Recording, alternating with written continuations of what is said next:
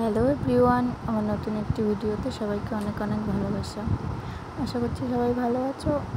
আর আমি এখন সত্যি বলতে খুব একটা ভালো নেই, মনটাও খুব ভালো নেই।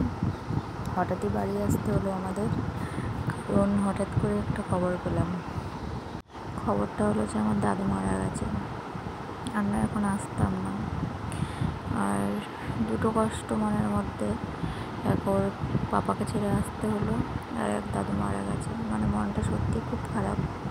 এই জন্য তোমাদের সাথে কোনো ভিডিও শেয়ার করতে পারছি না। আর কি বলবো, মানে চাইলেই আমি এই জিনিসটা নিয়ে অনেক ঠাট্টা তামাশা ইয়ে করতে পারতাম, অন্যান্য যেমন সবাই করে, যে আমার দাদু মারা গেছে দেখতে যাবো, ওই সেই নানা রকম ভিডিও বানিয়ে পোস্ট করে। কারণ আমাদের মতো ফ্যামিলিতে এসব মানে কেউ পারবে না যে এরকম মানে একটা জিনিস নিয়ে মানে ঠাট্টা তামাশা করতে বা হাসি মজার ইয়ে করতে জিনিসটাকে। সেটা খুবই খারাপ দেখায়। আর মানে এতটাই কষ্ট হচ্ছে যে এতদিন পর ওর পাপার কাছে গেলাম, যে ভেবেছি থাকবো অনেক দিন পরই। মানে মেয়ে যখন আমার হয়নি, আমি মানে কি বলবো, মেয়ে যখন 5.5 মাস আমি প্রেগনেন্ট, তখন থেকে ওর পাপাকে ছেড়েছিলাম। আমার মেয়ে যখন হয়েছে তখন ওর পাপা আসেনি। কিছু সময় ভেবেছি না যে এবার একটু একসাথে থাকতে পারবো, কিন্তু না, সেটাও হলো না। ওদিকেও নানা রকম সমস্যা, তার মধ্যে দাদুর এই খবরটা, মানে মন বাড়ি চলে আসতে হবে, মানে মনটা খুবই খারাপ। মানে এতটাই খারাপ লাগা কাজ করছিল, কি বলবো। এর মধ্যে আর কোনো ভিডিও বানানো হয়নি। আর এই তো ট্রেনে উঠে পড়েছে, 2 দিনের জার্নি ট্রেনে করে বাড়ি আসলাম।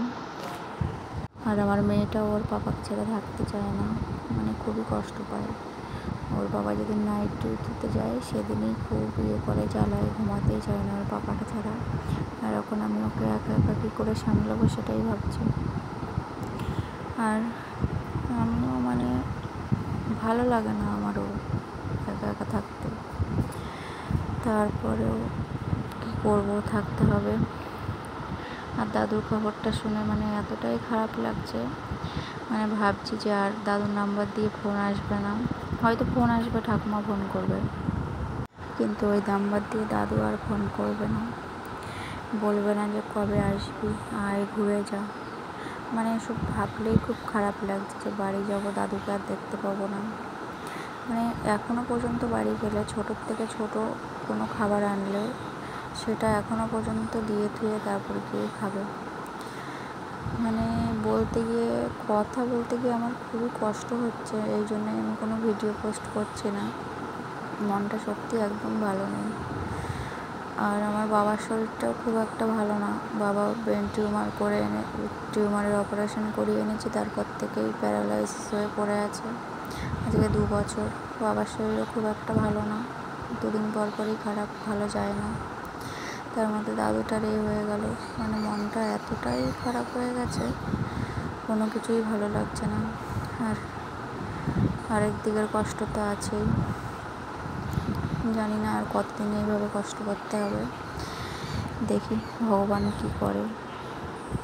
আর আরও একটা কথা খুব মনে পড়ছে, যে দাদু এইবার আসবার সময়, মানে ব্যাঙ্গালোর যাওয়ার সময় বলেছিল যে এইবার যাচ্ছিস, আমাকে আর দেখতে পাবি না।